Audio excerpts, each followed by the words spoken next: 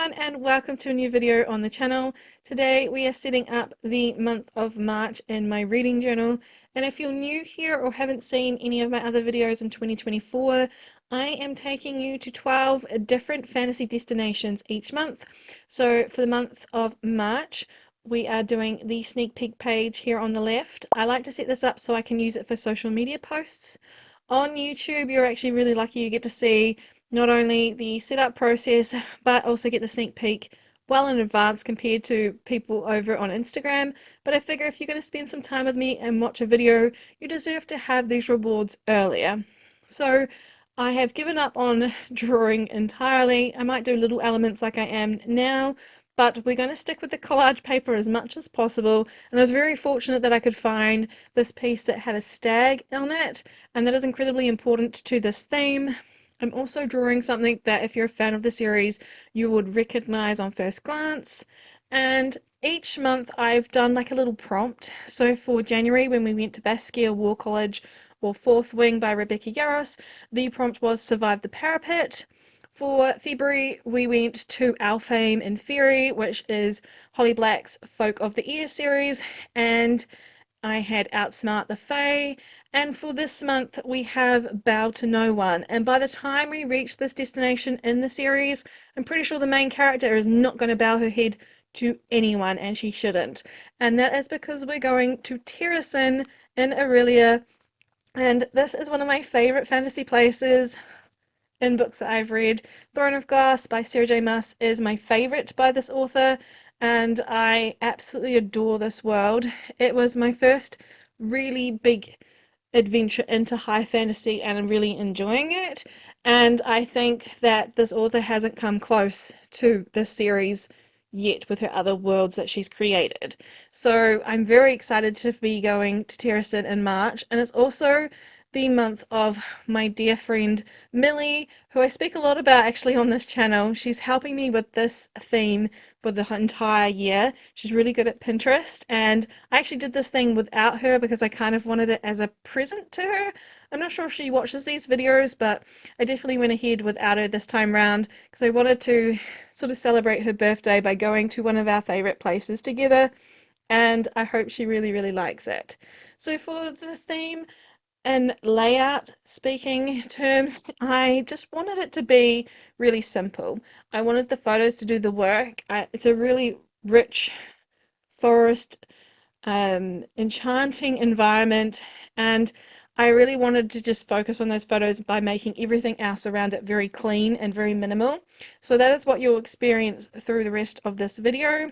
I also wanted to use my Cricut to make headers, which I have a love-hate relationship with. I love the fact that I can just stick them down and they're done. However, weeding them takes a lot of time before I even set up to do the camera work, so it's a bit of a love-hate relationship there. It takes a lot of work, but it's worth it because it looks so good. The font that I used will be linked in the description along with all the supplies where I can. And I am almost done with this page, and I want to start prefacing the rest of this video with two things. One, I moved the overhead rig that my camera sits on for some reels, and I didn't realize that I had moved it into the wrong setting, and we're back to head cam. If you haven't been around for a while, I have been notorious with trying to keep my head out of the shots, and I'm not sure why I cannot get it to work. I did have like one lucky break where it didn't work that way and I had my head completely out of the shot, but unfortunately it's going to appear. I've tried to edit it out in other places by zooming in or just taking the footage away, but I wanted to keep as much as possible in here, so my head is going to appear. I'm sorry. And the second thing is, you've probably noticed by now I've made a complete error on this monthly view calendar. You can see that the second line is not meant to be there, and I'm about to make it look even worse. I got to a point where I was like, why did I not leave it alone? It stands out a mile away now, but this is what happens when you try to fix things and you go a bit above the needs of it. So I wanted to use this washi tape that I've recently gotten that's quite a similar match to the paper, but obviously the line was showing through because it's quite transparent. So I decided to go over it with a gel pen, and that did absolutely nothing. So then I tried with my correction fluid, which was clogged and not doing much better. I just gave up in the end and stuck correction tape down, but it is so bright white that it stands out a mile away underneath the washi tape. But it's something that I can draw over top of. I can still use it. It's going to be functioning just fine, and we'll leave it as is. The rest of the spread on this page I'm actually going to use hopefully slightly different this month. I want to try and use the bottom portion of this page in a way to track the books that I'm reading. I'm not sure how well I'm going to work with this, but I wanted to try it all the same. I am aware that I've been reading quite a lot lately, so I'm going to need a lot of colours, but essentially I want to try and use the calendar for a more visual aspect, showing where I start and finish books rather than the percentage read. Since I am now using my little planner, I have that information. It kind of feels like I'm repeating the same stuff over and over, and whilst that's handy, I just want to see if this will work. This is the month of experiment, and I just want to try it one more time to see what is going to work for the rest of the year. So we've still got the same sort of layout with the calendar. I have shortened down the boxes just so I've got a little bit more room. I normally do 6 down, but I've done 5 instead, and then I've left that bottom portion of the page blank so I can fill it in. I also haven't put in my key yet because I'm not sure if I'm going to need a key, considering I will be trying to do a different key down the bottom, if that makes sense. I will definitely do an update halfway through the month to show you what I mean, because I think this is going to be a different change for the channel. On the right side here, we're now going to work on the ARCs and book haul page. So I have really enjoyed using this page for just these two things, and it's also a very good page for decoration when I need the other side to be quite functional. And I really love this top portion, but I kind of wish I didn't do what I'm about to do and put the header halfway on the pictures. There was plenty of room on the page to have it not on the pictures, but I did it, and I can't take it off now, so I do a little bit of rectifying so it stands out. But yeah, I think I prefer if it would have been a little bit further down. Sticking in some more pictures, and I'm really vibing with all the colours and all the scenery that I've chosen for this page. I think it's just really nice to look at, and I'm just going to stick the book haul header down the bottom, and then I think I'm done with this page. I've got a couple of washi tape bits to add on and some Mildliner lines because I decided not to use my dot markers for this month, and we're good to go. This page has been actually quite helpful in the setup that it has been for 2024, so I don't think I'm going to be changing it anytime soon. I'm pretty much sure that I've found my routine. I was saying in my previous videos that I wasn't sure, but I can't seem to figure out if there's any other better way to lay things out, so I think I'll just leave it how it is for now. Maybe later on in the year I might get the itch to change things, but if it's not broken, why fix it? Final details are going on. We're going to fill in all the numbers for the calendar, and just one more line of washi tape just to break that calendar up from the key that will eventually be in place on the bottom of that page, and then we can flip over to the next page, which I don't really show much work on, and I'm going to try and explain it because I have been taking part in different readathons each month, and my friend who is a readathon guru decided to tell me about Realmathon. Apparently it normally is in April, but this year it's in March, and I've decided to participate. I've joined my realm, and I'm ready to go, I think, but it has a lot of information, and it is one where you play a game of positive prompts and negative prompts, which will take away from other realms. And I've never really done that one before, so I'm a little bit hesitant, but we'll see how it goes. On the right page, I have gone ahead and set up the vertical format for the TBR, the events and prompts lists, which I did like last month, so I want to continue with. And then I won't set it up on camera because there's a lot of information to write down, but I go ahead and put down all the positive and negative prompts when my camera was charging. I keep saying that I'm going to buy a new battery so I have two of them and I can just keep filming, but I haven't gotten around to it yet, and the place that I was going to buy it from no longer sells them, so I have to look for a new place. But that is definitely something on my list to have by the end of March, because I do think that I am letting myself down by not being able to film everything, and I'm too impatient to wait for a camera battery to finish charging so I can continue on. I try to do these setups in one sitting. That wasn't the case with this one. You'll notice soon that I change an outfit because it's a new day, and I want to be able to show more content without having to have these sort of gaps in them. So hopefully that's something that I can organize very soon. I also decided that I would swap the prompts to the bottom half of the page, and you can see now this is how it ended up looking. Like I said, did a lot off camera, and it's a new day. We're going to finish up the last 3 pages. So on the left side here, I'm going to be doing the page that I set up last month again. I really like this page. I'm happy with the layout. I think I give a little bit too much room to Audible listens, but I've been listening to a few Audible books this month, so maybe it is fine to give so much space, but I think I'll probably end up giving a bit less come April.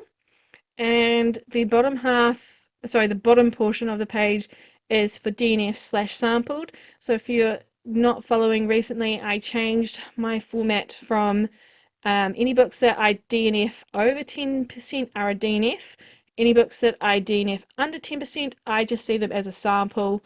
I haven't really given the book enough of a go to say that I did not finish it. But I did want to have a place to mark it down all the same.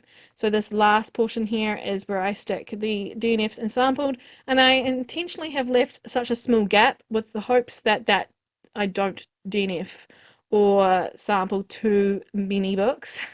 It is a goal of mine to not be so picky, but also life's too short to read books that you're not enjoying. So I want to have a place to honor it, but also not insist on having a large space in case that just gives way for too much, if that makes sense. And after we're finished with this page, we will be moving on to the reading log. Again, like I mentioned, this page was new last month and I really liked it, but it meant that the reading log started on the right side, because I'm not prepared to waste a page in a journal just because it doesn't fit the aesthetics. And I've actually really enjoyed having the start on this page and then having a second flip through to a 2-page spread. So then I have about 18 spots for books. And in January I read more than that, but I think in February that's more than enough space. So I think that in March it will be the same as well. So hopefully I found my rhythm with this part, because I'm actually quite happy with how it lays on the page. I've also decided to keep it as is. I was talking about changing it up, but I think this is actually working for me enough. I haven't really felt indifferent to it or like I'm not enjoying it in February, so I'm going to stick with it. Like I said before, if it's not broken, why fix it? So this is the layout and its bare bones, and then I'm going to zoom in a little bit because I realized that with this large book, to try and show the whole book, I can't zoom in at all. And then if I'm showing you small details, you can't really see it unless you, I guess, full screen. And I'm not prepared to ask people to do that if they're not those types of people who full screen videos when they're watching them. And so I do zoom in, but I don't know if it's very clear. So please give me some advice if that is something that you would like me to do, zoom in a bit more. I'm not sure how I would show the entire page that way. This is the sort of like the clearest you'll get it for the entire page, and the size of the book is a B5. So here we go, zooming in, and you'll get to notice that it won't show the bottom of the page. But it's all the same information, just setting out those little blocks. I have shortened them off because I feel like I was giving too much space over where I could be putting information. And each block will have author, series, date finished, pages, the format, and the genre. So I have all that information for each book down, and then obviously we'll come in and put the star ratings in the bottom and also the number of the book that it is read in that month. I really like this setup. It's the setup that I put into the giveaway journal for the lucky winner in 2023. And I'm so used to doing it now that it's just become second nature because I set up an entire year's worth of a reading journal for that giveaway. So I feel like I've done this so many times now that I don't even blink while I'm doing it, if that makes sense. It's just so easy to get it down on paper now. Here's the second page for the reading log, and I was trying to use the rest of the collage paper, but I decided to just keep it really simple and go with this washi tape that I've been using. That's an ombre, but I did decide to put like a forest leafy vibe over top as well, just to break it up a little bit. I'm not sure if I really like that, but I'm not like angry enough with it to remove it either, so I'm just going to leave it there. It's fine for now, and thankfully you don't have to watch me set that up again, but you can see me put in the stamping. I do make a mistake here. I don't know what was on the stamp, but I cleaned it off and carried on. I actually really like this stamp. It's from the Quirky Cup Collective, and it's from the reading journal stamp set, and I absolutely use this every single month now. Very happy with it. And I used my StazOn ink in Ganache for this one, since I used a lot of brown. It looks black in first glance, but it's a very dark brown. And we're at the final flip through in a moment. So thank you so much for spending time with me today. I hope that you enjoy our trip to Terrasen, and I cannot wait to get into these pages and start using them, see how the Readathon is going to work for me, because I really don't think I have enough page space, so I might have to do a tip-in, and I will share that with you if I do. But I think this is going to work for me over March. I'm looking forward to another month of green and browns and golds, and until we next meet, I hope you have fun reading or journaling, and I'll see you in my next video. Bye everyone!